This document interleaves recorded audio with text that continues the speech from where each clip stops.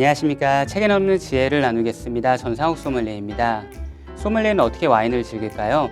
첫 번째 시간으로 와인에 필요한 소품들을 공유해 보도록 하겠습니다. 와인을 즐기기 위해서는 기본적으로 와인, 와인잔, 와인 오프너, 그리고 때에 따라서 디캔터가 필요하다고 생각합니다. 우선 와인잔에 대해 깊이 알아보기 전에 와인잔의 각 부위, 명칭을 기본 자세와 연결하여 간단하게 설명드리도록 하겠습니다. 받침에 해당하는 이곳을 베이스라고 하며 막대 형태의 가느다란 부분을 스템이라고 합니다. 그리고 와인을 담기는 볼, 마지막으로 입술이 닿는 립 부분이 있습니다. 와인은 물보다 점도가 있기 때문에 소주를 받듯이 와인잔을 들고 받았다가는 흘리기가 쉽습니다. 그러므로 잔을 바닥에 고정하여 베이스에 손을 얹어주시면 됩니다. 어른이 따라주신다고 하셔도 과하게 두 손을 모으기보다는 가슴 혹은 배에 손을 얹어주시며 베이스에 손을 대고 있으시면 될 것 같습니다. 술을 더 이상 먹고 싶지 않을 때는 입술이 닿는 립 부분을 가볍게 만져주시면 그만 먹는다는 신호가 되는데요. 그 이유는 립 부분은 입술이 닿는 곳이라서 절대 손이 닿으면 안 되는 곳이기 때문입니다. 더 이상 마시지 않겠어요 라는 의미를 가지고 있는 것이죠. 와인잔을 따르는 양은 볼 부분에서 사선으로 올라가는 부분과 내려가는 부분까지 따라주시면 되는데요. 남은 부분은 대화와 향으로 채워주신다고 생각하시면 됩니다. 와인은 어떤 음식과 페어링을 하느냐도 중요하지만 누구와 함께 마시느냐도 그만큼 중요한 술입니다. 그럼 계속해서 와인잔의 종류에 대해 이야기해 볼게요. 와인잔은 종류가 다양해서 충분히 어려울 수 있다고 생각합니다. 보다 간단하고 정확하게 설명드려 보겠습니다. 와인잔은 크게 레드, 화이트, 스파클링 잔으로 나누어집니다. 와인잔처럼 생긴 고블렛 잔과 와인잔의 큰 차이점은 향미를 모아준다는 것인데요. 와인은 입으로만 마시는 술이 아니기 때문에 향미가 아주 중요합니다. 단순히 크고 입구가 좁아서 향을 잔뜩 모아주면 좋을 것 같지만 그렇게 되면 좋지 않은 알코올 등의 향미까지 도드라지는 경우가 있기 때문에 타입에 맞추어서 선택을 하는 것이 중요합니다. 그리고 서빙 온도가 가장 중요한데요. 서빙 온도는 맛에도 영향을 주지만 발향을 하는 발향점과도 닿아 있습니다. 사람도 모두 다른 것처럼 와인도 같은 레드와인이라고 하더라도 제공 온도에 차이가 있습니다. 일반적으로 스파클링 8도, 화이트와인 12도, 레드와인 18도에 맞추어 드시면 크게 실패하는 일은 없다고 생각합니다. 그리고 화이트와인 잔이 레드와인 잔보다 작은데요. 그 이유도 온도에 있습니다. 대체로 실내의 온도는 25도 정도입니다. 그렇다면 잔의 온도 역시 25도이고 여기에 10도의 화이트와인이 따라집니다.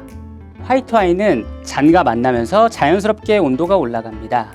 와인잔을 잡고 있는 사람 손의 온도는 화이트와인 입장에서는 인덕션과 같이 뜨거울 것입니다. 그러므로 화이트와인은 상대적으로 작은 잔에 조금씩 첨잔을 해서 온도를 맞추어 마시는 것이 중요합니다. 잔을 잡을 때도 제공 온도가 시음에 적당하다고 느껴진다면 스템을 잡아서 그 온도를 누리시면 되고요. 너무 차갑게 제공됐다면 손으로 볼을 감싸주어 온도를 올려주시면 됩니다. 스파클링 와인은 상대적으로 좁고 긴 모양인데요. 그 이유는 온도에 있기도 하고 무엇보다 버블이 춤을 추듯이 올라가는 모습을 감상하기에 적합하기 때문입니다. 레드와인 잔은 크게 보르도 타입과 보르고뉴 타입이 있는데요. 보르도와 보르고뉴는 프랑스 와인 산지입니다. 보르도는 우리나라의 화성시 정도의 크기와 지리적인 위치를 가지고 있는데요. 까베르네 소비뇽 등의 강건한 와인이 생산되는 곳이며 보르도 타입의 와인병은 병의 숄더라고 하는 어깨 부분이 각진 특징을 가지고 있습니다. 부르고뉴는 춘천의 4분의 1 정도 크기와 지리적 위치를 자리 잡고 있습니다. 부르고뉴는 미국에서 버건디라고 부릅니다.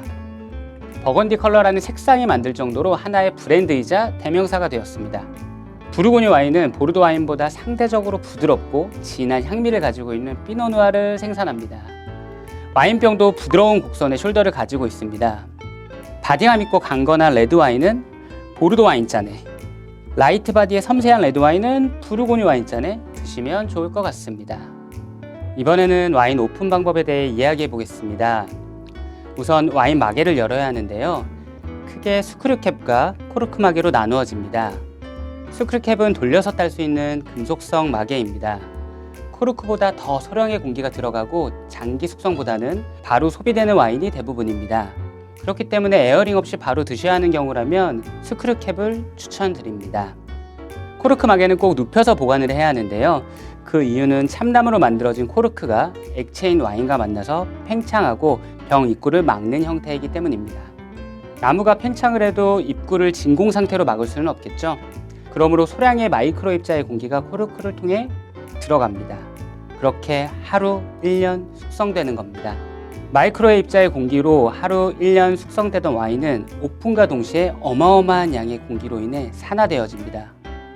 일반적으로 오픈한 지 4일이 되면 유기체인 와인은 산화되어 본연의 맛을 잃고 향긋한 음료로서의 생을 다하는 것입니다. 이제 와인을 오픈하도록 하겠습니다. 지속적으로 말씀드린 바와 같이 와인은 유기체이기 때문에 심하게 흔들거나 스트레스를 주었을 경우 본연의 모습이 훼손될 수 있으니 유의하여 핸들링 해주시면 좋을 것 같습니다. 우선 캡을 벗겨주시는데요. 병 입구와 가까운 선이 아닌 밑에 홈 부분을 칼집을 내주셔야 합니다. 윗부분을 잘랐을 경우 물보다 점도가 있는 와인이 와인병의 목 부위를 타고 오염될 가능성이 있는 캡슐에 닿은 채로 따라지기 때문입니다. 올바른 방법을 함께 알아보도록 하겠습니다. 우선 캡에 2번 칼집을 내어주고 사선으로 2번 칼집을 내어줍니다. 그리고 바나나 껍질을 벗기듯이 제거해 주시면 됩니다. 코르크의 가운데로 스크류의 뾰족한 부분을 넣어준 뒤 돌려줍니다. 스프링처럼 생긴 스크류 1개가 남을 때까지 돌려주시면 되는데요. 이때 스크류가 코르크를 관통해서 교차오염이 될 수도 있고 너무 적게 넣었을 경우 오픈 과정에서 코르크가 부러질 수도 있습니다. 2단 지지대를 이용해서 오픈해 줍니다. 코르크 냄새를 먼저 확인해 주시고요. 과실향이 나는 것이 상태가 좋음을 알 수 있습니다. 코르크를 만져보았을 때 부드러운 질감인 것으로 보아 눕혀서 잘 보관되었다는 것을 알 수 있습니다. 이번에는 아소 오프너를 이용하여 오픈하는 방법을 보여드리겠습니다. 일반적으로 잘 사용하지는 않습니다만 20년 이상 숙성된 올드 빈티지 와인을 선호하신다면 아소 오프너 사용을 추천드립니다. 올드 빈티지 와인의 경우 코르크가 삭아서 오픈 시 부서지는 경우가 일반적입니다. 그렇기 때문에 아소 오프너의 2개의 쇠날을 부식된 코르크 양옆으로 넣어준 뒤 돌리듯이 오픈하면 되는데요. 지금과 같이 올드 빈티지 와인이 아닐 경우 코르크가 되려 병 안으로 밀어버리는 결과가 발생할 수 있으니 세심한 작업이 필요합니다. 직접 보여드리도록 하겠습니다. 날이 긴 부분을 코르크와 병 사이에 넣어줍니다. 올드 빈티지라면 부식된 코르크라서 보다 쉽게 들어가겠죠. 좌우 운동을 통해 끝까지 넣어주시고 돌리듯이 코르크를 빼내주시면 됩니다.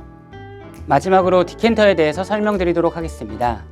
크게 2가지 이유에서 디켄팅을 하는데요. 올드 빈티지 와인들의 경우 침전물을 제거하기 위해 디켄팅을 진행합니다. 혹은 시음 적기가 되지 않은 와인은 공기와 최대한 접촉을 시켜 와인이 피어나도록 하는 작업인 에어링이 있습니다. 디켄팅의 경우 가능한 하루 이상 세워서 보관을 해주시면 침전물이 최대한 가라앉기 때문에 디켄팅할 때 더욱 수월하게 할 수 있습니다. 우선 제 눈과 초 사이에 와인의 숄더가 가도록 하고요. 빠르지 않게 디켄터에 옮겨 담아 주시면 됩니다. 너무 빠르게 하거나 혹은 일정한 속도가 아닌 경우 와인이 깨지거나 변질될 수 있는 섬세한 작업입니다. 어느 정도 와인을 따르다 보면 침전물이 와인병의 숄더를 지나가는 것을 볼 수 있는데요. 그때 디켄팅을 멈춰주시면 됩니다. 브리딩의 경우 침전물이 상대적으로 없기 때문에 초를 이용하지 않고 진행해주면 됩니다. 감사합니다.